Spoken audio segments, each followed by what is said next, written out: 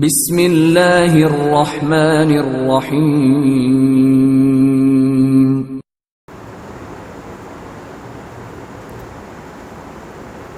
اس کتاب کا نام ہے رہے سلامت تمہاری نسبت۔ نسبت کہتے ہیں تعلق کا قائم ہو جانا۔ حضرت پیر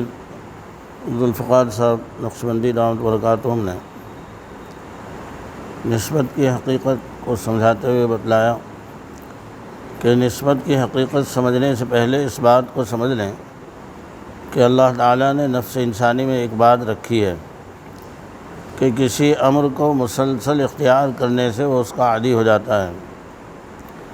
حتیٰ کہ وہ اتنا اس کا خوگر ہو جاتا ہے کہ اس کا ترک کرنا اس کے لیے امر محال بن جاتا ہے۔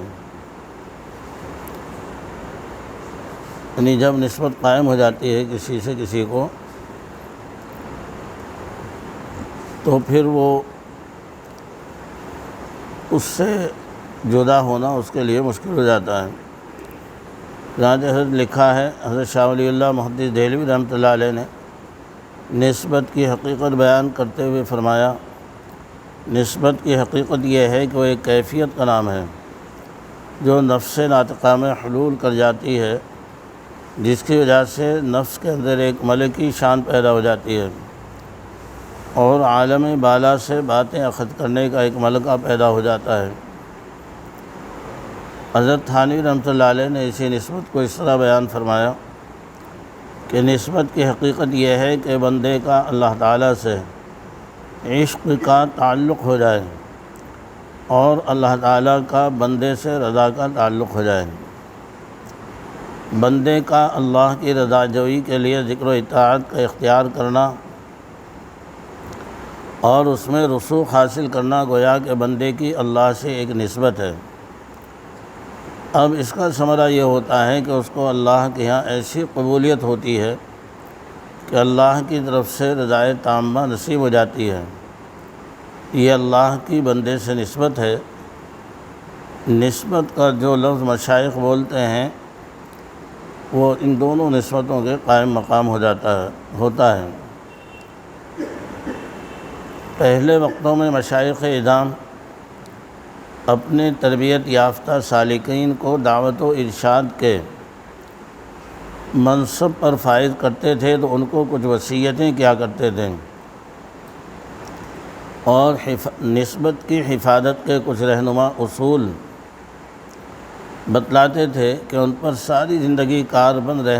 رہنے کا عہد لیا کرتے تھے تاکہ وہ اپنی باقی زندگی نسبت کے اس نور کی حفاظت کر سکیں۔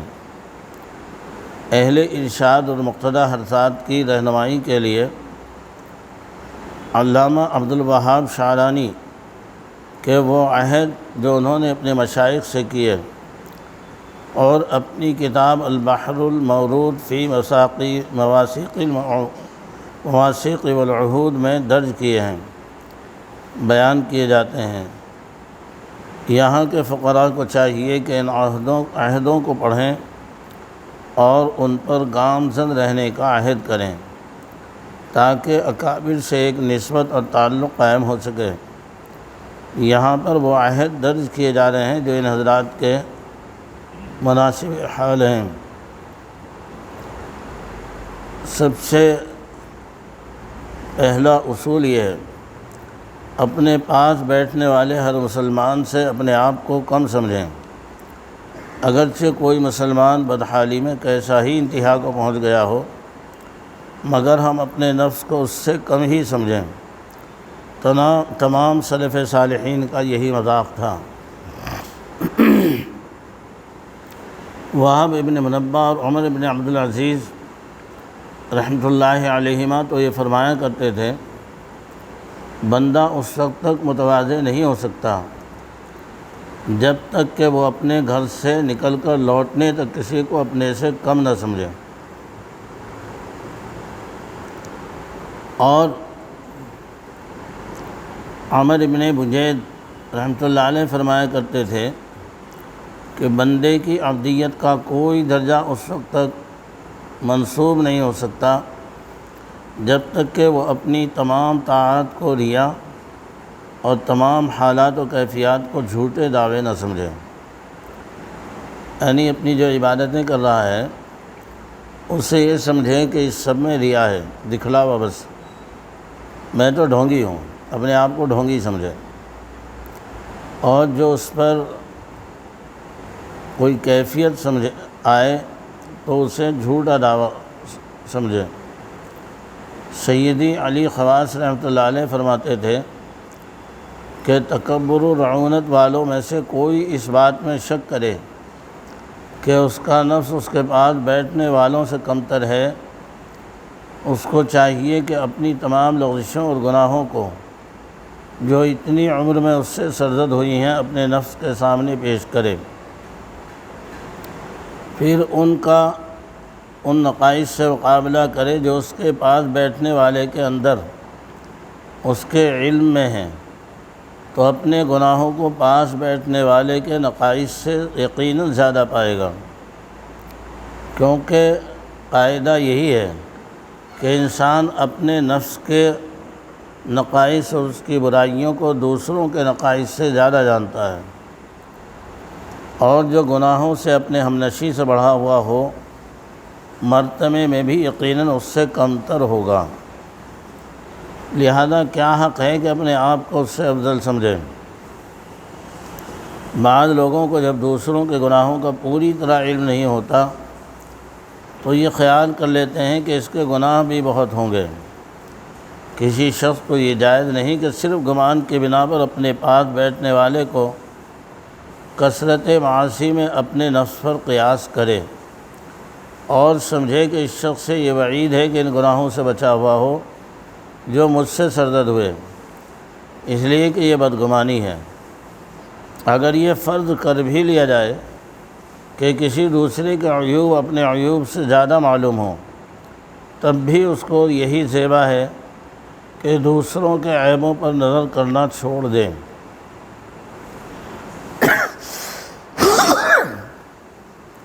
اور اپنے گناہوں کی وجہ سے خوف خدا میں مشغول ہو۔ اگرچہ دوسروں کے گناہ شمار میں کم ہی ہوں، کیونکہ ہر مکلف کے لیے اپنے گناہوں کی وجہ سے اہتمام کے ساتھ خوف خدا کو دل میں جگہ دینا دوسروں کے گناہوں کو شمار کرنے کی فکر میں پڑنے سے زیادہ بہتر ہے، خصوصاً جب کہ یہ بھی خبر نہیں کہ اللہ تعالیٰ شانہ کس بات پر مواخذہ کریں گے اور کس گناہ سے چشم پوشی فرمائیں گے۔ کچھ پنکھے بند کر دیا ہوں، اندر کی لائٹ بند کر دو، اندر کی لائٹ، یہ لائٹ بھی بند کر دو، یہ والی بجلی نہیں آ رہی، نہیں یہ نہیں، یہ والی یہ بند کر دو، ہاں یہ کھول دو اندر سے۔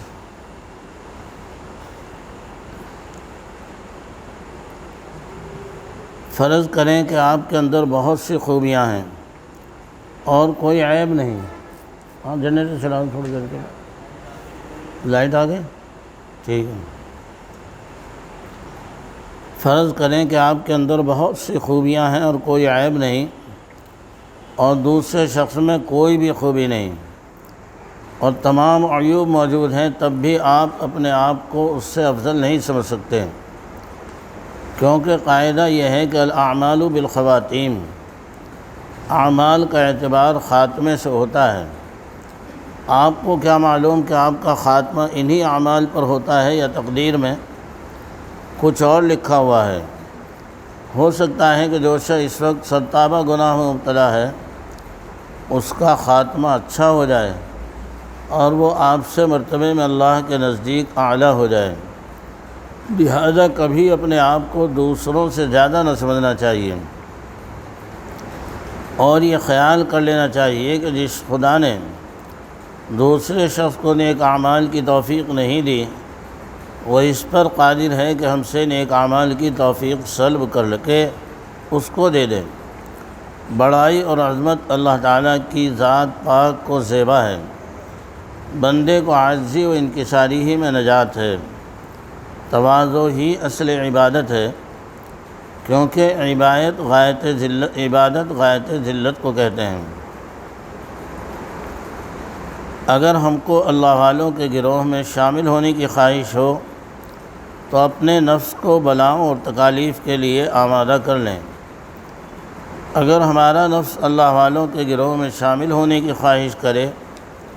تو اس کو تکالیف اور بلاؤں کے برداشت کرنے کے لیے پختگی کے ساتھ آمادہ کر لیں، نیز اس بات کے لیے بھی کہ ہمارے اوپر آشنا اور ناآشنا ہر ایک کی طرف سے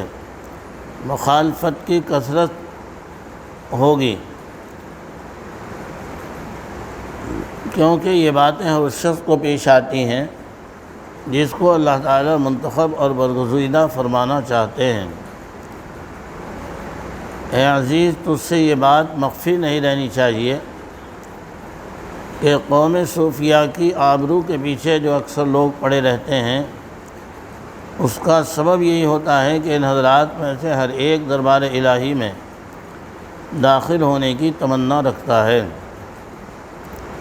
اور اس دربار میں داخل ہونا اس شخص کے لیے حرام ہے جو مخلوق کی نگاہوں میں کوئی بھی مرتبہ اپنے لیے چاہتا ہو۔ اسی لیے اللہ تعالیٰ ان پر مخلوق کو مسلط فرما دیتے ہیں، اور مخلوق جھوٹ اور بہتان سے اس کو بے عزت کرتی رہتی ہے، حتیٰ کہ اللہ تعالیٰ کے سوا ان کو کسی طرف بھی میلان نہیں رہتا، اور اس وقت لا محالہ وہ اللہ تعالیٰ پر ہی بھروسہ کرتے ہیں اور صرف اسی کے پاس مرتبہ اور قرب کے طالب ہوتے ہیں۔ ایسی حالت میں حق تعالی شانہ ان کو اپنا خاص بنا لیتے ہیں۔ جب مقامات سلوک میں ترقی کرنے لگیں تو پہلے سے زیادہ شیطان سے ڈرتے رہیں۔ جب ہم مقامات سلوک میں ترقی کرنے لگیں تو شیطان سے پہلے سے زیادہ ڈرتے رہیں اور بچتے رہیں، کیونکہ بندہ جب دربار خداوندی میں قرب حاصل کر لیتا ہے تو اس کی دشمنی اور زیادہ بڑھ جاتی ہے، جبکہ طالبین اپنی ترقی کو دیکھتے ہوئے یہ سمجھ لیتے ہیں کہ اب شیطان سے محفوظ ہو گئے ہیں۔ حقیقت یہ ہے کہ اس کے وساوس کبھی منقطع نہیں ہوتے ہیں، بلکہ اس وقت وہ ایسے باریک اور دقیق وساوس ڈالتا ہے جن کو سوائے اس شخص کو جن کو اللہ نے ہدایت دی ہو کوئی نہیں سمجھ سکتا۔